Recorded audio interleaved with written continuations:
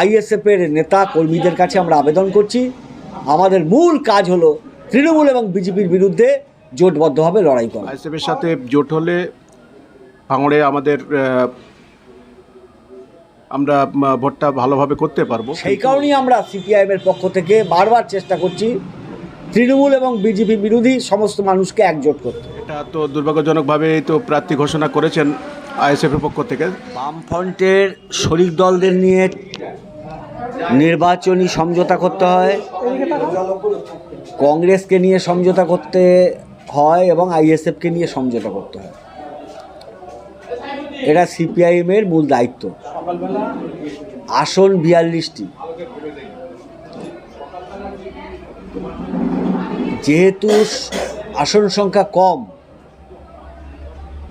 এই প্রক্রিয়া চলছিল যাতে তৃণমূল এবং বিজেপিকে পশ্চিমবাংলায় হারানো যায়, তার জন্য যাতে একটা টেকসই সমঝোতা করা যায় বিজেপি এবং তৃণমূল বিরোধী দলগুলোর জন্য, তার জন্য সিপিআইএম প্রয়াস গ্রহণ করে চলেছে। এই আলোচনার সময় আইএসএফ 8টি নাম ঘোষণা করেছেন। তারা করেছেন এবং আমরা বলছি এখনও পশ্চিমবাংলার মানুষ চায় যে বিজেপির মতো একটা কর্পোরেটের দালাল, দেশের শত্রু, গরিবের শত্রু, সাম্প্রদায়িক, সংবিধান বিরোধী, দেশ বিরোধী দলকে গদি থেকে সরানো দরকার, এটা পশ্চিমবাংলার একটা বৃহৎ অংশের মানুষ মনে করে। এবং তৃণমূল কংগ্রেসের মতো একটা চোর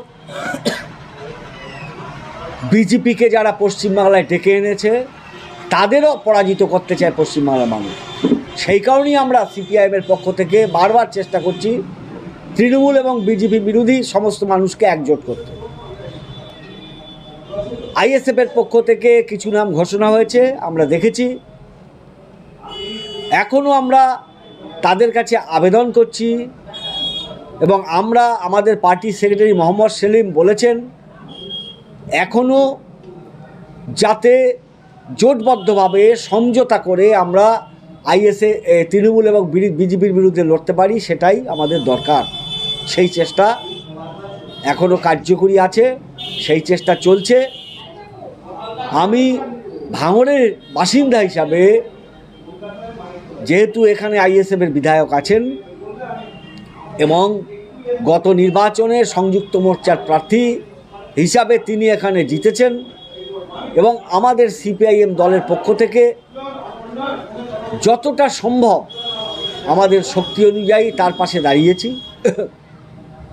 আমরাও চাই এইভাবে সর্বত্র যাতে তৃণমূল এবং বিজেপির বিরুদ্ধে দাঁড়িয়ে আমরা লড়াই করতে পারি।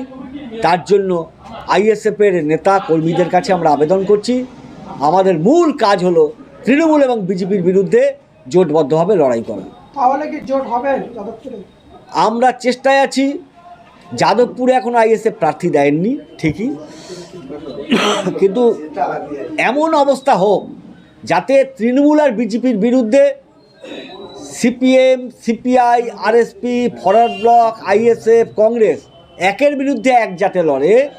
তার মানে বাম, গণতান্ত্রিক, ধর্মনিরপেক্ষ ফ্রন্ট, তাদের সঙ্গে প্রতিটি বুথে, প্রতিটি কেন্দ্রে একজন করে তাদের একজন করে ক্যান্ডিডেট হোক, যাতে তারা বিজেপি এবং তৃণমূলের বিরুদ্ধে লড়তে পারে। সেই প্রচেষ্টা আমরা গ্রহণ করছি। আমার নাম তুষার ঘোষ, রাজ্য কমিটির সদস্য, সিপিআইএম।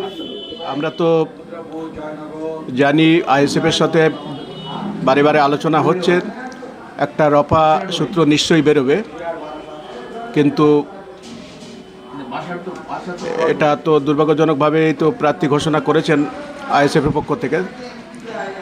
এখনও শুনছি নেতৃত্বের কাছ থেকে, যেটা শুনছি এখনও আলোচনার রাস্তা খোলা আছে। নওশাদ সিদ্দিকী সাহেবও বলেছেন, আমাদের নেতৃত্বও বলছেন যে আলোচনার রাস্তা খোলা আছে। আমরা আশাবাদী একটা সমাধান বেরোবে। যাদবপুর কেন্দ্রে আমরা আছি, যাদবপুর কেন্দ্রে ভাঙড়ে আইএসএফের প্রভাব একটা আছে, কিন্তু তার বাইরে তো অন্য 6টা বিধানসভায় তেমন প্রভাব আইএসএফের নেই।